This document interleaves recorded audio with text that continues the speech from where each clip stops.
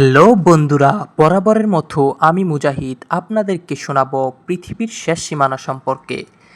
কোথায় গিয়ে শেষ হয়েছে এই পৃথিবী, এর শেষ সীমানা বা কোন দেশে কি আছে তার ওপারে? বলতে চলতে সড়ক শেষ হয়েছে নাকি ধুধু মরুভূমি? এসব তত্ত্ব অনেকেরই অজানা। বহু গবেষণার পর পৃথিবীর শেষ রাস্তা খুঁজে পেয়েছেন বিজ্ঞানীরা। বলা হচ্ছে আলোর অন্ধকারে দীর্ঘ এই পথ বরফে ঢাকা থাকে। একা যাওয়ার অনুমতি দেওয়া হয় না এখানে। একটি দল তৈরি করার জন্য এই সড়কটিতে যাওয়া যায়। এই সড়কটির নাম হচ্ছে 69, যার অবস্থান নরওয়েতে। উত্তর মেরুর গা ঘেঁষে চলে যাওয়া পৃথিবীর শেষ রাস্তাটির দৈর্ঘ্য 139 কিলোমিটার এবং এখানে একদিকে ভয়ানক গতিতে বাতাস বয়, তেমনি থাকে প্রচণ্ড ঠান্ডা। গ্রীষ্মকালে এখানে বরফ পড়ে, আবার সমুদ্র উপকূলে হওয়ার যে কোনো সময়ই ঝড় উঠতে পারে এখানে। তুষারপাত বা বৃষ্টি হলে আবার গাড়ি চালানো ভয়ানক বিপজ্জনক।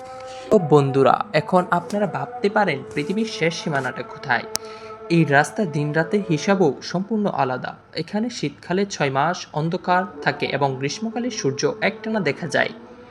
এখানে শীতে দিন নেই এবং গ্রীষ্মে রাত নেই।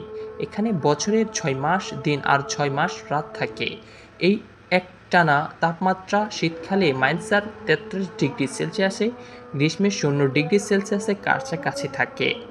কিন্তু আশ্চর্যের বিষয় হলো, এত প্রতিকূলতার পরও এখানে বহু মানুষ বসবাস করে।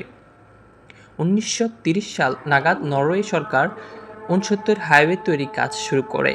পরে 1934 সালের দিকে পর্যটকও এখানে আসতে থাকেন।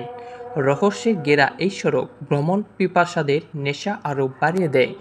প্রতি বছরই পৃথিবীর বিভিন্ন দেশ থেকে বহু মানুষ অ্যাডভেঞ্চার নেশায় একটি আশ্চর্যকর সড়ক দেখতে যান।